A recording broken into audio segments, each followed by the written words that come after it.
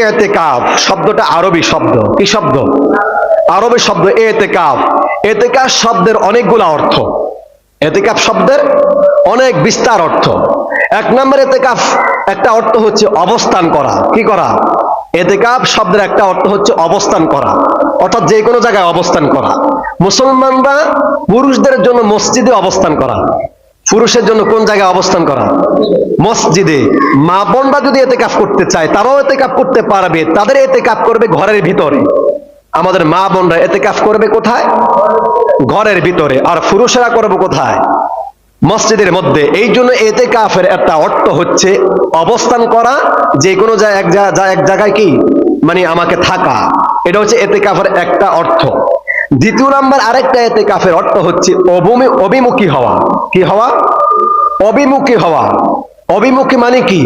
আমরা ইতিকাফ করা অবস্থায় সব সময় আল্লাহর দিকে অভিমুখী হওয়া। কার দিকে? আল্লাহর দিকে রুজু হওয়া। ইতিকাফের অর্থই হচ্ছে আল্লাহকে সন্তুষ্ট করা। আল্লাহকে কি করা? গুনাহ থেকে বেঁচে থাকা, নেক আমল বাড়িয়ে দেওয়া।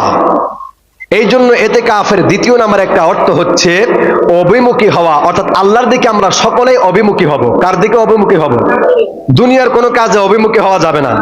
সংসারে কোনো কাজ নাই ইতিকাফ করা অবস্থায়, শয়তানের কোনো কাজও করা যাবে না। একমাত্র অভিমুখী হব ইতিকাফকারীরা কার দিকে?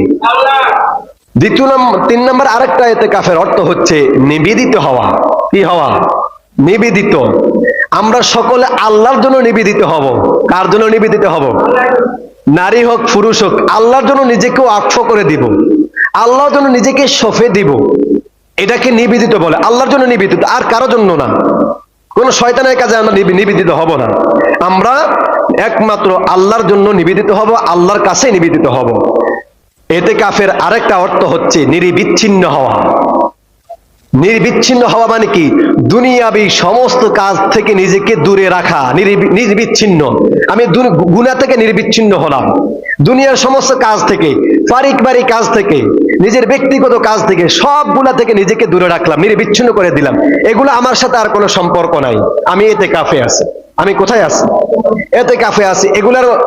এগুলোর সাথে আমার কি নাই? কোনো সম্পর্ক নাই। ইতিকাফ করা অবস্থায় গল্পগুজব করা যাবে না। ইতিকাফ করা অবস্থায় মিথ্যা কথা বলা যাবে না। ইতিকাফ করা অবস্থায় অশ্লীল কথা বলা যাবে না। ইতিকাফ করা অবস্থায় ঝগড়া করা যাবে না। ইতিকাফ করা অবস্থায় 2-3 জন একসাথে বসে গল্পগুজব করা যাবে না, আড্ডা দেওয়া যাবে না। ইতিকাফ করা অবস্থায় বেশিক্ষণ বাহিরে থাকা যাবে না। কোনো ব্যক্তি যদি ইতিকাফ বসে, সেই ব্যক্তি যদি উযু ইস্তেনজার জন্য বাহিরে যাইতে হয়, উযু ইস্তেনজা সেরেই সাথে সাথে মসজিদের মধ্যে প্রবেশ করবে।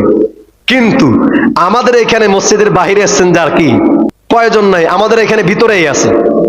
উযু ইস্তেনজা সবকিছু কোথায় আছে? কাপড় সাফাই আমাদের ভিতরে ব্যবস্থা আছে। 1 নম্বর 2 নম্বর ভিতরে ব্যবস্থা আছে।